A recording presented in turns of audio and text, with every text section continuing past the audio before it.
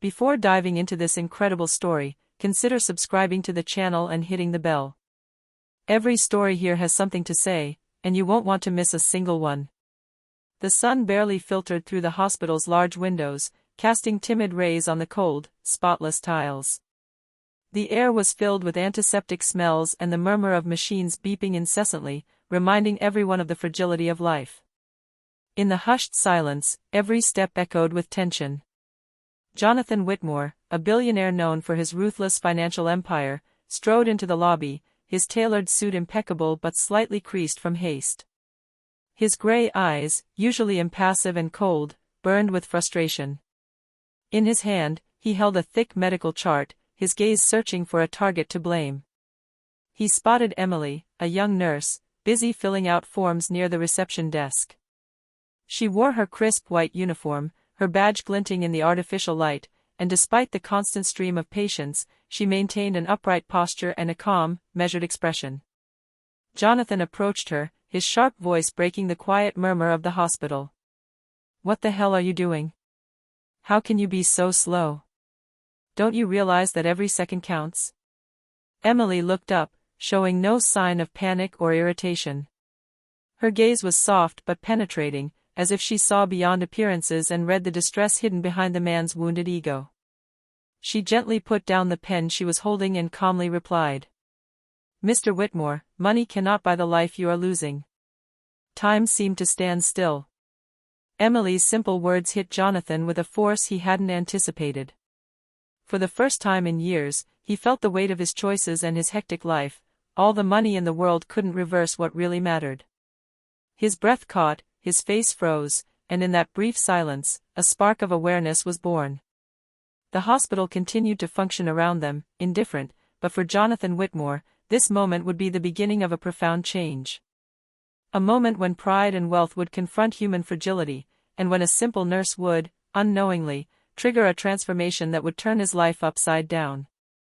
Jonathan Whitmore walked out of the hospital, the medical chart still clutched to his chest, but his mind was elsewhere. Each step seemed heavier than the last. Emily's words echoed in his head, "Money can't buy the life you're losing." He parked in his huge black car, but instead of diving into his files or his calls, he stood there, staring into space. For years, he had sacrificed everything to his empire, relationships, simple joys, time with his family.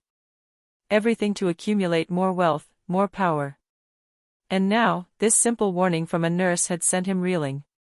Back in his sprawling Manhattan apartment, Jonathan reviewed recent events, the constant stress, the ignored illnesses, the tensions with his ever-distant son Ethan. He realized he'd neglected the most important things. His life, despite its luxury, was empty. The next day, unable to stay still, he returned to the hospital.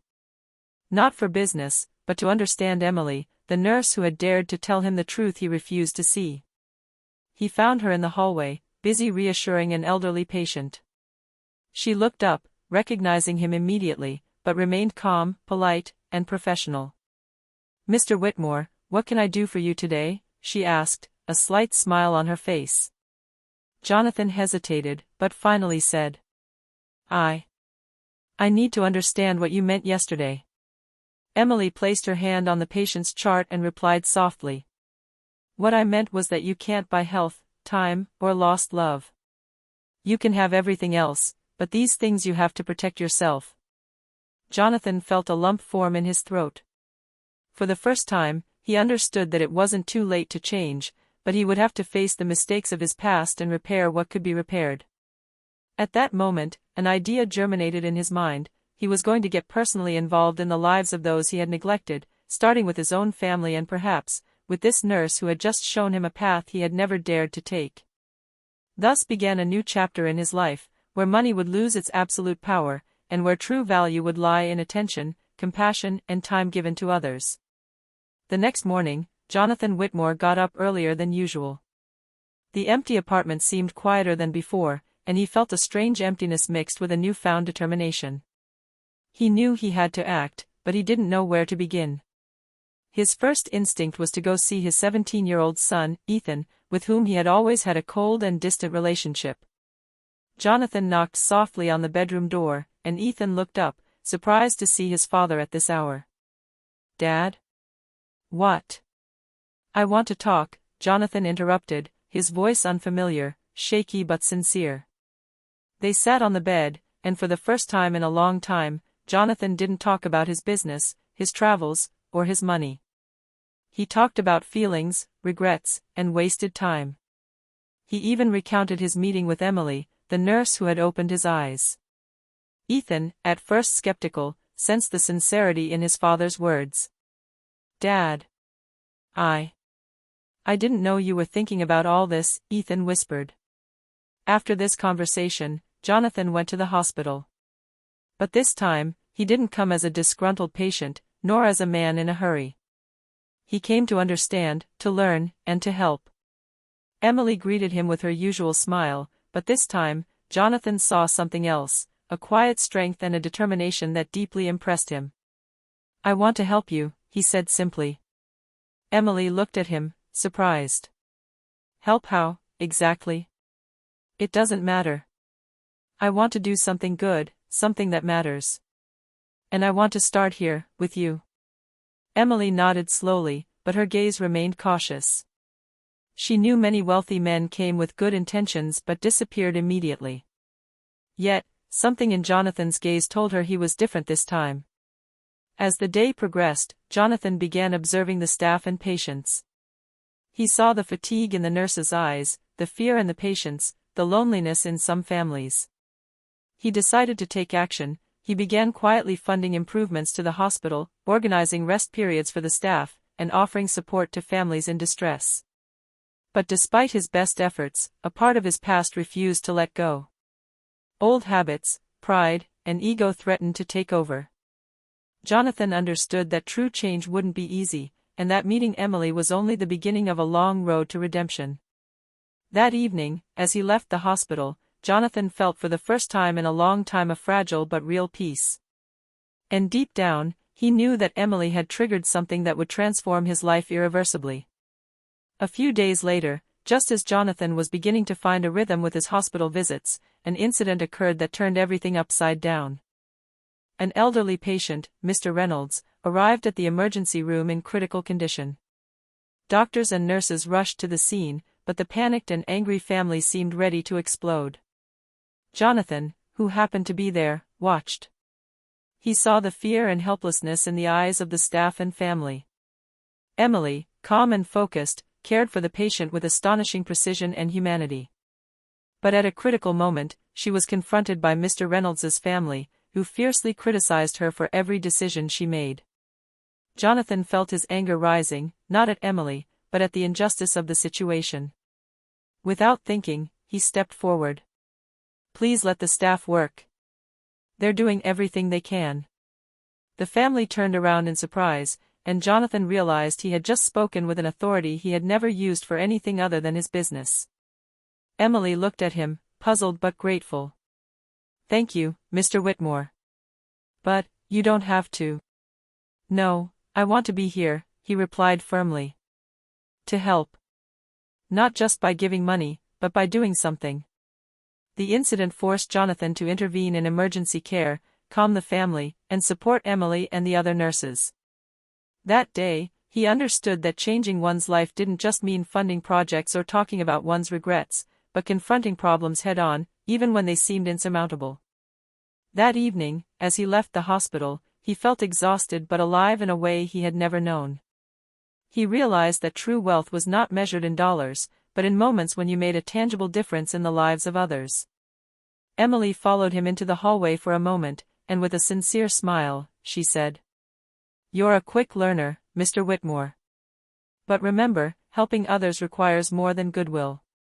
It requires heart and consistency." Jonathan nodded, feeling like he'd taken a crucial first step. But deep down, he knew that much greater challenges still lay ahead. In the days that followed, Jonathan Whitmore became increasingly involved in the hospital. He helped organize resources, brought in necessary supplies, and, above all, listened attentively to the staff and patients. Every smile he could elicit seemed to erase a little of the years of coldness and selfishness that had defined him. Yet his past refused to leave him alone. A former associate, Victor Lancaster, came to the billionaire's office, demanding that he immediately return to his position at the company. Victor subtly threatened to expose some of Jonathan's past financial mistakes if he continued to neglect his business. "You can't give up now, Jonathan. The company needs you. And so do I. You know exactly what I can do." Jonathan looked him straight in the eye, calm but firm. "No, Victor. I need to do something else. And this time, it's not for the money." The conversation left a bitter taste in Jonathan's mouth. He knew that giving up some businesses would be difficult, that some contacts would never understand this change. But he was determined, this life of regret and loneliness had to end. At the same time, Emily surprised him by seeing him in one of the rooms, helping to feed a patient who was unable to fend for himself. "You're everywhere at once, Mr. Whitmore," she said, smiling. "I must learn," he replied. "You teach me far more than any textbook or course." Emily hesitated, then answered softly. "So listen carefully, real change comes not from what you do for others, but from what you become by doing it." These words struck Jonathan deeply. He understood that what he felt for Emily went beyond simple admiration for her strength and humanity. There was something personal, something that touched him in a way he had never felt before. But before he could explore these feelings, a new problem arose. A young patient, Daniel, was admitted in the emergency room. His critical condition required immediate attention. Emily and Jonathan found themselves side by side coordinating care, and Jonathan realized that this forced collaboration allowed him to see Emily in a different light, courageous, calm, and incredibly human. As he watched Emily save this young boy's life, Jonathan realized something crucial. True change required more than just dwelling on the past or taking one-off actions. He had to become a man capable of compassion, consistency, and courage, even in the face of the most difficult challenges. And this realization was only just beginning to transform not only his life, but also his relationship with Emily, who seemed increasingly aware of his potential to become someone truly new. A few weeks later, the hospital was rocked by a major emergency. A fire broke out in the pediatric ward due to a power outage. Panic gripped patients, families, and even staff. Alarms blared, sprinklers activated, and smoke quickly filled the hallways.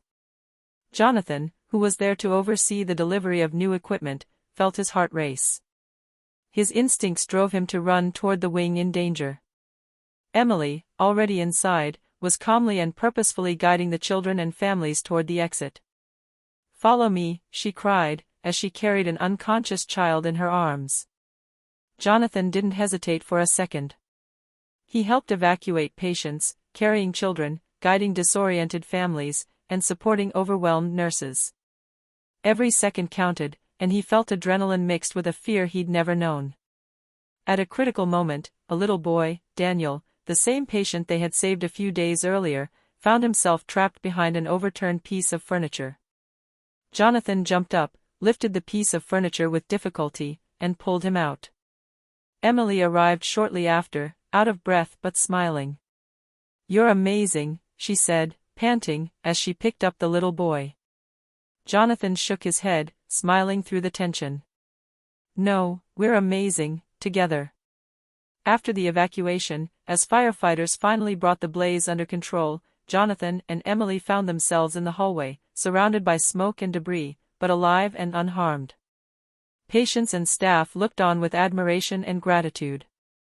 Emily placed a hand on Jonathan's shoulder and said seriously, "Now do you see what I meant? Real change is not measured in money or intentions, but in the moments when you risk everything for others." Jonathan felt a new emotion wash over him, pride, relief, and a deep respect for Emily. He realized that every step he'd taken so far, every effort to transform himself, had led him to this very moment. As the smoke cleared and firefighters left the burning wing, Jonathan realized this was not just a test for him, but a revelation. He was capable of courage and humanity he never thought possible. And deep down, he knew that Emily was no longer just his guide through this transformation, she had become an essential part of his life and his new reality. Despite his best efforts to change, Jonathan Whitmore knew he couldn't fully move forward until he confronted the ghosts of his past.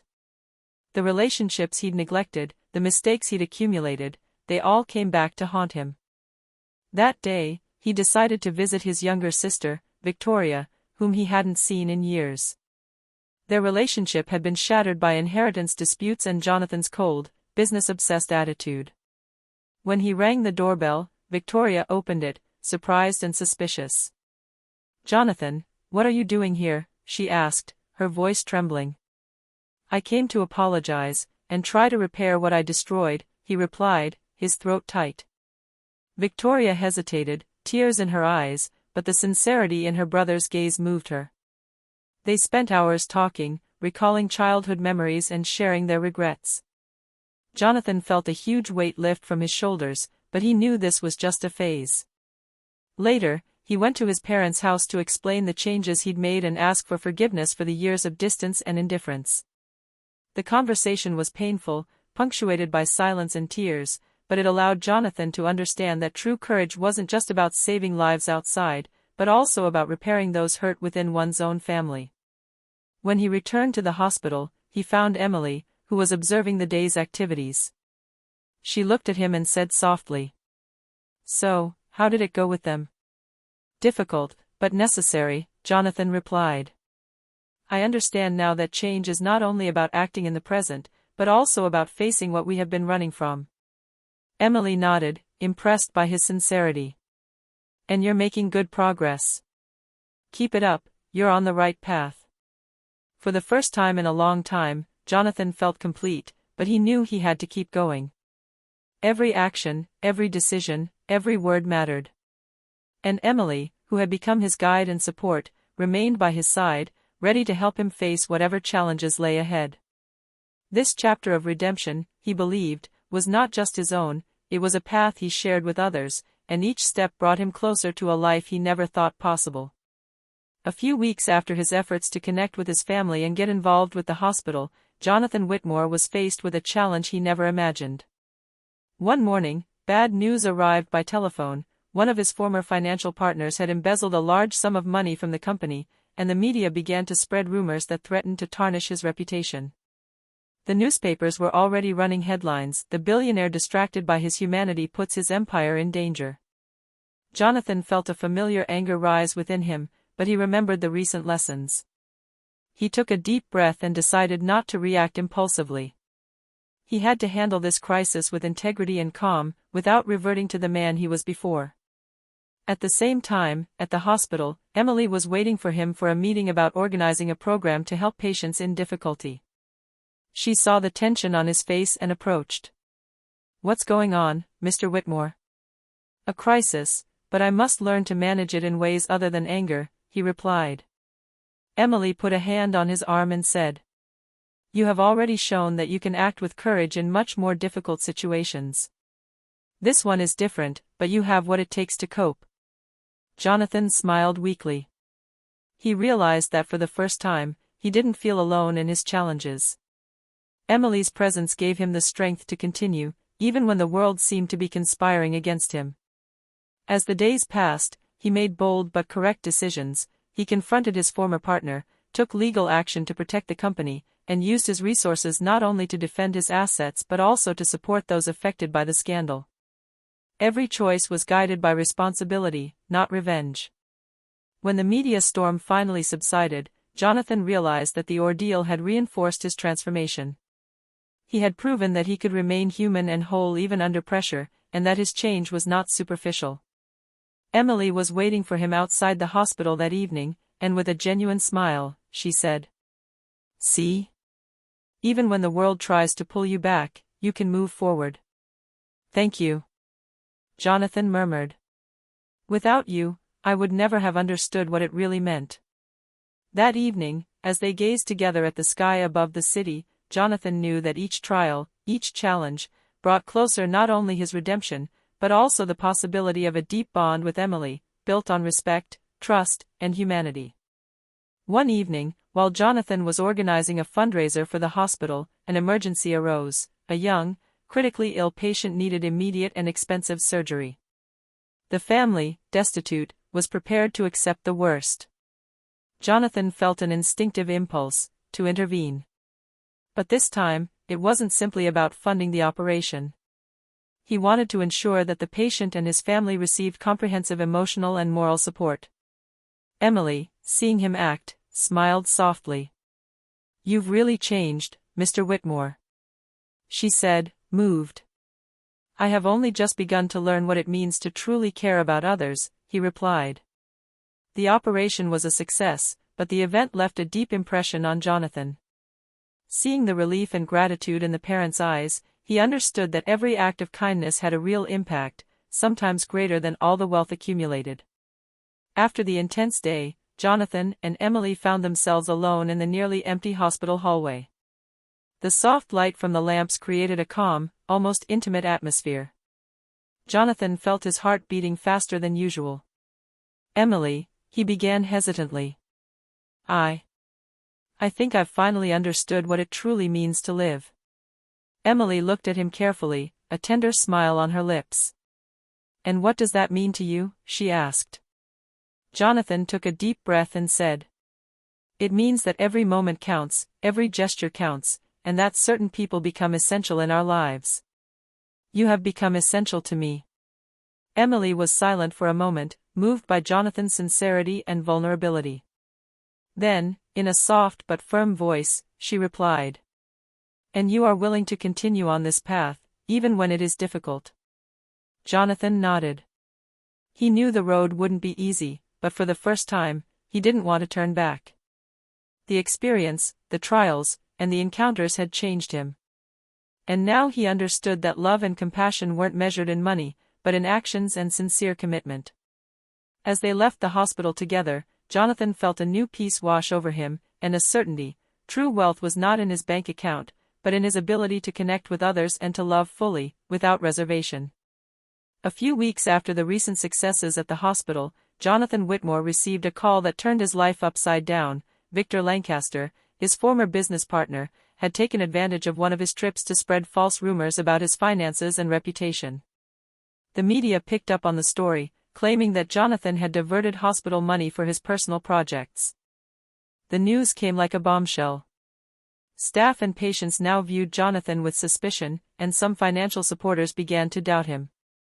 For the first time in a long time, he felt a mixture of anger and worry, but he remembered the lessons he'd learned: reacting impulsively would only make things worse. Emily, who was at his side, placed a firm hand on his arm. "Jonathan, you know who you are now. Don't let others decide your worth." But that wasn't all.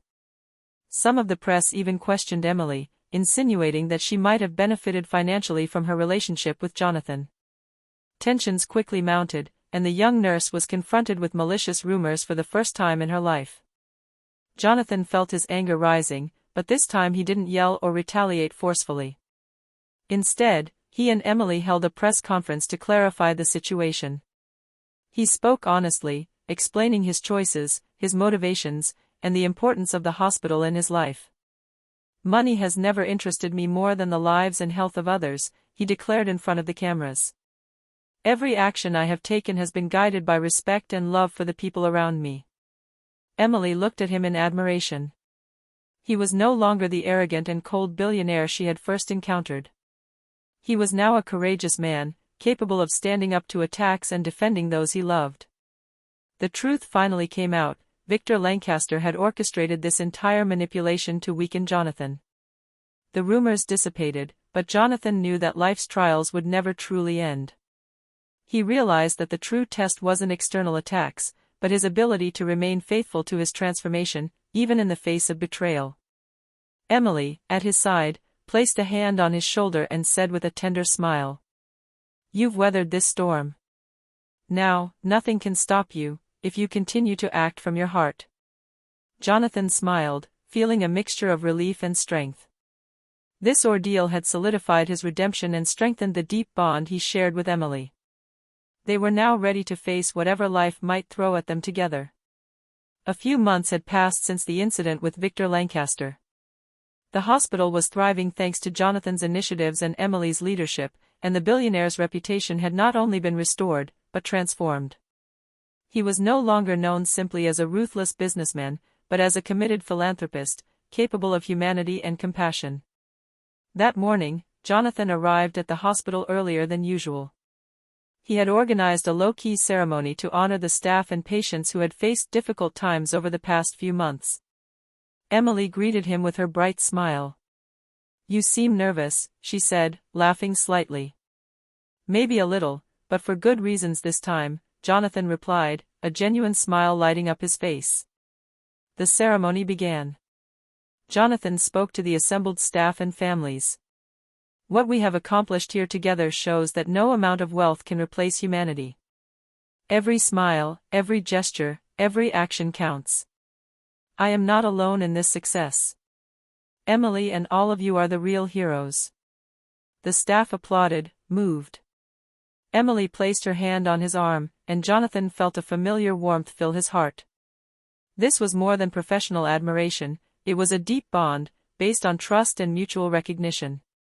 After the ceremony, Emily and Jonathan stood alone in the silent hallway. Their eyes met, and without a word, they understood that the journey they had taken together had created something irreplaceable. "You know," Jonathan murmured, "I never thought I could change so much in such a short time." "And yet you did it," Emily replied, her eyes shining. "Because you chose courage, sincerity, and love."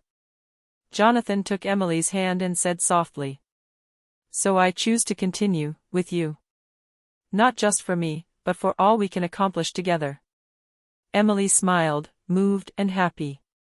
She knew their journey had been difficult, but it had led them to this simple but powerful truth: love, compassion, and courage could transform even the most closed hearts.